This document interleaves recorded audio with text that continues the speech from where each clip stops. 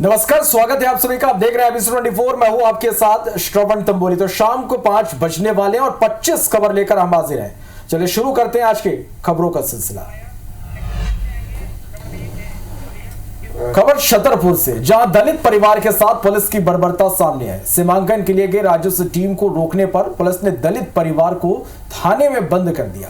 दरअसल यह पूरा मामला जमीन कब्जे से जुड़ा है। 14 महीने पहले व्यापारी दीपेंद्र चौरसिया ने नौगांव रोड में बुजुर्ग दलित रामलाल अहिरवार से जमीन खरीदी थी, लेकिन उसके परिजनों ने कब्जा करने का विरोध किया और इस बीच शनिवार को प्रशासन और पुलिस की टीम व्यापारी को कब्जा दिलाने पहुंची।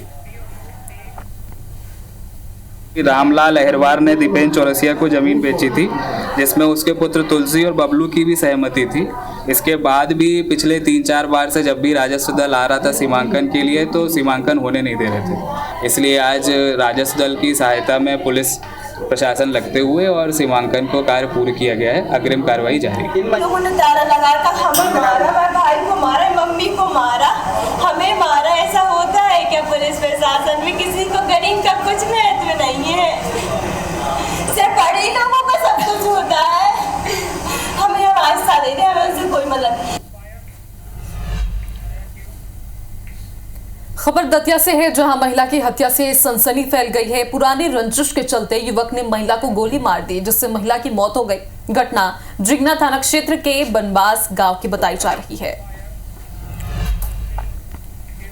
इधर मुरैना जिले के कैलारस थाना क्षेत्र में फिल्मी स्टाइल में अपहरण का मामला सामने आया है। यहां गुजरात के बदमाशों ने 2 युवकों का अपहरण कर लिया और गुजरात के लिए रवाना हो गए। अपहरण की सूचना मिलते ही पुलिस हरकत में आई और 6 अपहरणकर्ताओं को गिरफ्तार कर लिया गया है। बता दें कि कैलारस के रहने वाले युवक ऑनलाइन गेम खेलते थे, जिसका पैसा इन्होंने नहीं दिया था। इस कारण से गुजरात के लोग अपना भुगतान लेने कैलारस आए थे। इसलिए जो उनका किडनैप करके लेके जा रहे थे, वहाँ की अभी हम जानकारी ले रहे हैं। वरिष्ठ अधिकारियों को बता दिया है। साइबर का मामला है, साइबर के लिए एक वर्दी वाला भी है, एक होमगार्ड का लेके आए थे, कुछ बाउंसर भी लेके आए थे, ये पकड़ने के लिए लेके आए थे। वो सब अभी हमारे हिरासत में है। थाना कैलारस अंतर्गत एक किडनैपिंग की घटना हुई है। उसमें गुजरात के कुछ लोग आकर के 2 व्यक्तियों को उठा करके ले जाते हैं गाड़ी में बिठा करके। उनको पुलिस के द्वारा जो है घेराबंदी करके पकड़ लिया गया है।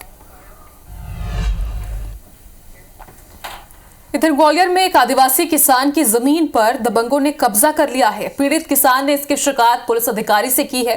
किसान ने दबंगों का धमकी वाला वीडियो भी पुलिस अधिकारी को सौंपा है, जिसमें किसान और उसके परिवार को जान से मारने की धमकी दी जा रही है। पुलिस अधिकारी ने किसान को उचित कार्रवाई का आश्वासन दिया और मोना थाना प्रभारी को जांच कर कार्रवाई के निर्देश भी दिए। बता दें कि मोना थाना क्षेत्र के उम्मेदगढ़ गांव के रहने वाले शशि मोहन की 18 बीघा जमीन पर छोटू तोमर ने कब्जा कर लिया है।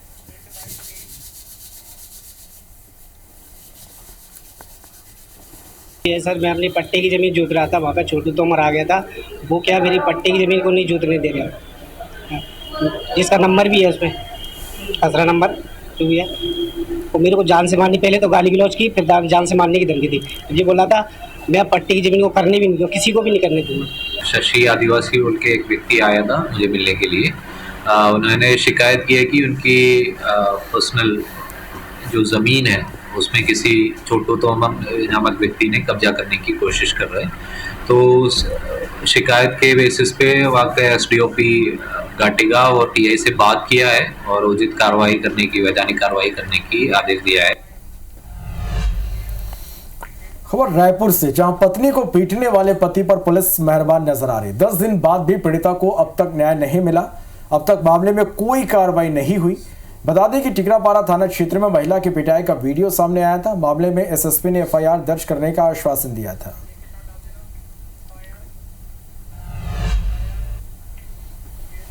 सूरजपुर में रामानुजनगर थाना क्षेत्र के दमना गांव में संदिग्ध हालत में घर के बाहर बुजुर्ग का शव मिला है। बुजुर्ग की गला दबाकर हत्या की आशंका जताई जा रही है। फिलहाल पुलिस जांच में जुटी हुई है। इधर भिंड जिले में बिजली कटौती की समस्या लगातार बनी हुई है। कटौती के कारण जिला अस्पताल के PIESIC वार्ड में डॉक्टर और नर्स ने टॉर्च की रोशनी से बीमार बच्चों का इलाज किया, जिसका वीडियो सोशल मीडिया पर अब जमकर वायरल हो रहा है। आपने संज्ञान में लाया है मैं इसकी पूरी जानकारी लेके उसमें जो भी कर सकते हैं सख्ती से करेंगे। तो घायलों को देखने गए थे और वहाँ पर जाकर जो व्यवस्था थी उसके लिए कलेक्टर को निर्देश देके उनकी व्यवस्था को सुधारने का काम करें। लाइट की ऊपर से कटिंग थी और लाइट नहीं आ रही थी। कुछ जो मेरे को मालूम पड़ा है वो इन्वर्टर खराब हो गया था, वो अब इन्वर्टर ठीक हो गया और बाकी के जो भी व्यवस्थाएं हैं उनको दुरुस्त कर लिया गया है। इधर छतरपुर में चोरी के शक में युवक ने महिला की पिटाई कर दी, महिला को जूते और डंडे से पीटा। अब पीटने का वीडियो भी वायरल हो रहा है। सिविल लाइन थाना क्षेत्र के छत्रसाल चौराहे का मामला है। मुरैना में कंप्रेसर टैंक में अचानक ब्लास्ट हो गया। ब्लास्ट में एक मजदूर की मौत हो गई और एक घायल हो गया। जख्मी को जिला अस्पताल में भर्ती कराया गया। ये घटना सिविल लाइन थाना इलाके में हुई।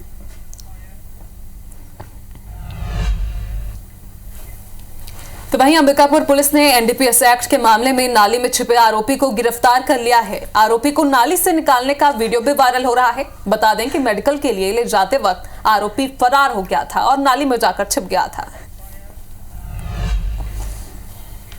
इधर सूरजपुर में एक पत्नी ने अपने पति की रंगरेलिया से परेशान होकर उसकी हत्या की साजिश रच डाली, लेकिन वो अपने मकसद में कामयाब नहीं हो सकी। पुलिस ने महिला और उसके 2 साथियों को न्यायिक हिरासत में लेकर जेल भेज दिया है। बता दें कि सूरजपुर के लटोरी इलाके में 3 दिन पहले दुकान में सो रहे संजय अग्रवाल पर 2 लोगों ने हमला कर दिया था। इसी बीच उसके बेटे की नींद खुली। हमलावरों ने पिता पुत्र पर जानलेवा हमला किया, जिससे वह घायल हो गया।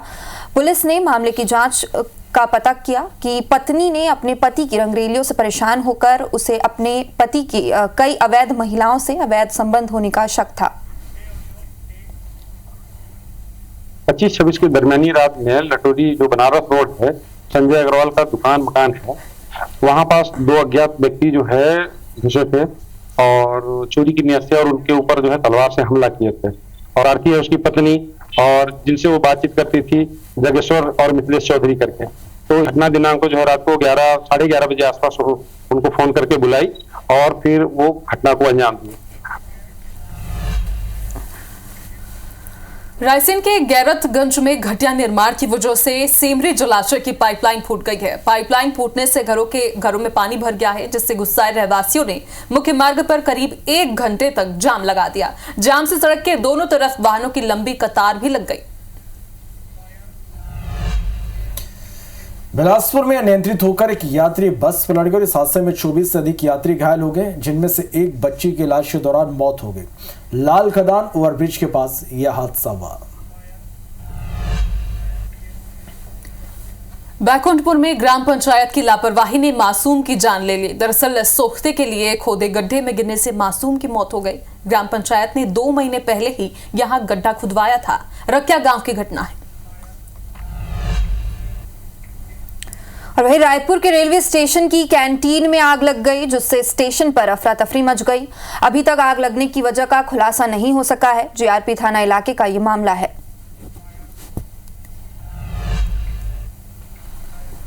इधर मुरैना में जर्जर भवन की समस्या को लेकर आधी रात को छात्रों ने कलेक्टर बंगले का घेराव कर दिया, जिसके बाद सीएसपी की समझाइश के बाद छात्र हॉस्टल लौटे। बता दें कि शासकीय बालक छात्रावास के भवन का मेंटेनेंस नहीं होने से भवन के अंदर पानी टपकता है। छात्रों के सोने के लिए पलंग भी नहीं है, जिससे वे काफी परेशान हैं। खबर मुरैना से, जहां विद्युत विभाग एक्शन मोड में है और इन दिनों विभाग बकायादारों पर सख्ती बरत रहा और टीम बनाकर बकायादारों के घरों में दस्तक दी जा रही। शनिवार को मुरैना की गायत्री कॉलोनी में करीब 60 बकायादारों के बिजली कनेक्शन काटे गए। इनमें सिंधिया समर्थक भाजपा नेता हरिओम शर्मा समेत कई रसूखदार शामिल हैं। वहीं बकायादारों से 15 लाख रुपए भी वसूले गए।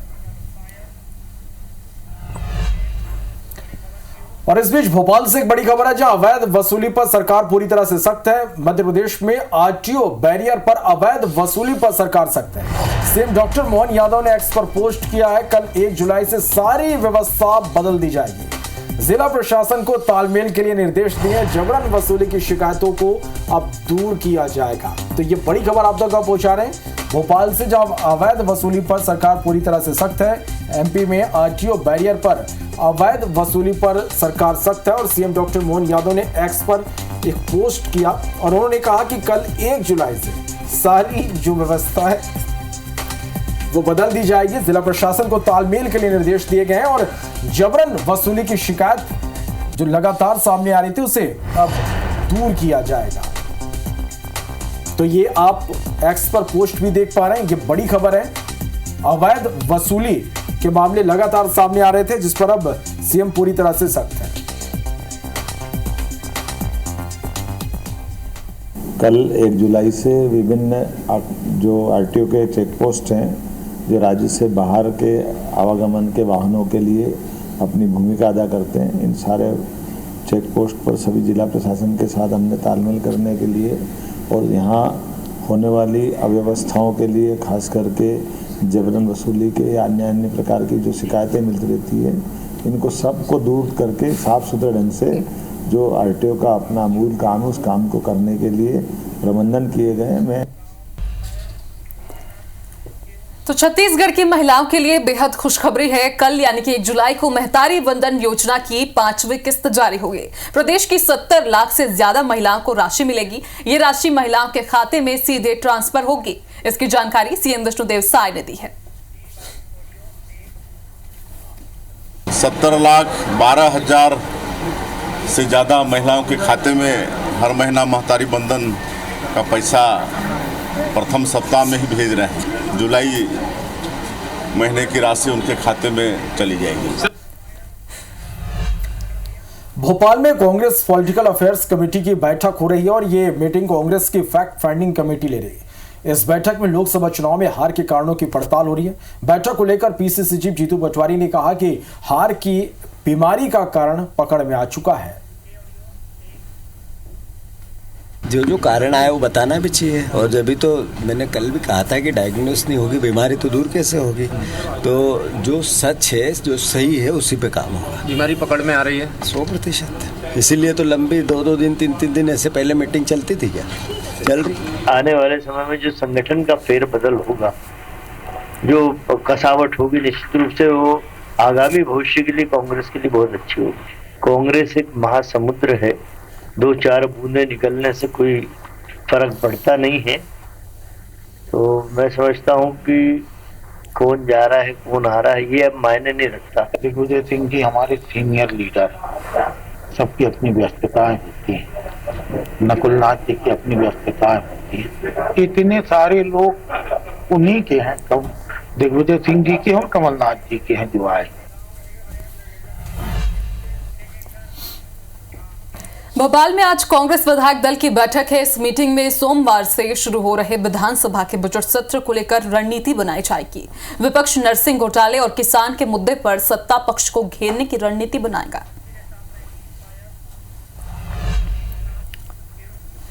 उधर लोकसभा चुनाव में जीत के बाद रविवार को पहली बार प्रधानमंत्री नरेंद्र मोदी ने मन की बात की। ये इस कार्यक्रम का 111वां एपिसोड था। प्रोग्राम की शुरुआत में प्रधानमंत्री ने कहा कि 4 महीने बाद फिर अपने परिवारजनों के बीच हूं। इस दौरान उन्होंने पेरिस ओलंपिक में जाने वाले भारतीय दल को शुभकामनाएं दी और कहा कि इस बार ओलंपिक में कुछ चीजें पहली बार देखने को मिलेगी। उन्होंने लोगों से अपील करते हुए कहा कि अपनी मां के साथ या अपनी मां के नाम पर एक पेड़ जरूर लगाएं और तस्वीरें सोशल मीडिया में शेयर करें। इस वर्ष विश्व पर्यावरण दिवस पर एक विशेष अभियान शुरू किया गया है। इस अभियान का नाम है एक पेड़ मां के नाम। मैंने भी एक पेड़ अपनी मां के नाम लगाया है। मैंने सभी देशवासियों से, दुनिया के सभी देशों के लोगों से ये अपील की है कि अपनी मां के साथ मिलकर या उनके नाम पर एक पेड़ जरूर लगाएं। और इस बीच एक बड़ी खबर आपको बता दें, रविंद्र जडेजा ने इंटरनेशनल T20 क्रिकेट से संन्यास ले लिया है। उन्होंने इसका ऐलान कर दिया है। उन्होंने कहा कि मैंने हमेशा अपना सर्वश्रेष्ठ दिया। कल रोहित शर्मा और विराट ने भी ऐलान किया था, सोशल मीडिया पर वीडियो पोस्ट कर घोषणा की थी। तो ये बड़ी खबर आप तक हम पहुंचा रहे हैं। भारतीय ऑलराउंडर रविंद्र जडेजा ने T20 इंटरनेशनल क्रिकेट से रिटायरमेंट का ऐलान कर दिया है। टीम इंडिया ने कल बारबाडोस में साउथ अफ्रीका को फाइनल में हराकर 17 साल बाद T20 वर्ल्ड कप जीता। इसके एक दिन बाद ही अब रविंद्र जडेजा ने इस फॉर्मेट की अंतरराष्ट्रीय क्रिकेट से संन्यास की घोषणा कर दी है।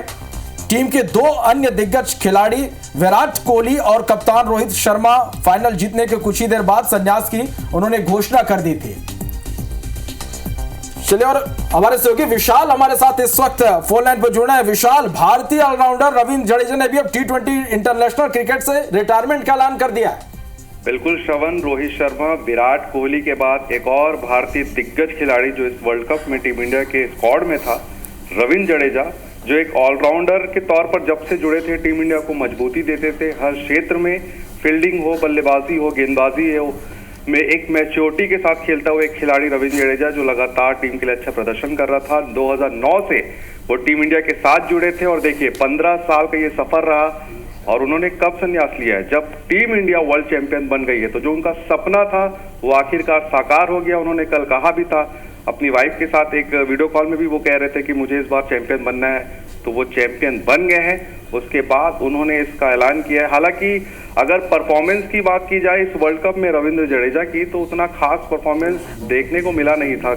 जो उम्मीद उनसे की जाती है वैसी उम्मीद के मुताबिक तो उनका परफॉर्मेंस नहीं था इस वर्ल्ड कप में। मगर हाँ, एक दिग्गज खिलाड़ी है तो सैल्यूट है इस खिलाड़ी को, जिसने 15 साल तक टीम इंडिया के लिए T20 में सेवाएं दी हैं और वनडे और टेस्ट में लगातार हम देखेंगे, वो लगातार अभी खेलेंगे भी। मगर T20 में जिस तरीके से अब टीम इंडिया एक नए दौर के एक नई खिलाड़ियों को आगे बढ़ाना चाह रही है, क्योंकि शुभमन गिल अब कप्तान होंगे T20 के। जिम्बाब्वे दौरा है टीम इंडिया का अगला, उसमें शुभमन गिल है। तो एक नई टीम इंडिया तैयार हो रही है। तो उसके लिए जो पुराने दिग्गज खिलाड़ी हैं जिन्होंने टीम इंडिया को वर्ल्ड चैंपियन बनाया है, वो अब धीरे धीरे संन्यास की ओर बढ़ रहे हैं। और रविंद्र जडेजा का संन्यास लेना एक तरीके से ये बताता है कि अब एक नए दौर की टीम इंडिया की शुरुआत होगी, क्योंकि वो जो दौर चल रहा था रविंद्र जडेजा का, विराट कोहली का, रोहित शर्मा का, वो अब खत्म हो रहा है। T20 में तो एटलीस्ट खत्म हो गया है। अब वनडे और टेस्ट में इनकी जो सेवा है ये टीम इंडिया के लिए लगातार निरंतर अच्छा खेलते रहे, ये हम सब चाहते हैं। चलिए, बहुत शुक्रिया विशाल इस पूरी जानकारी के लिए।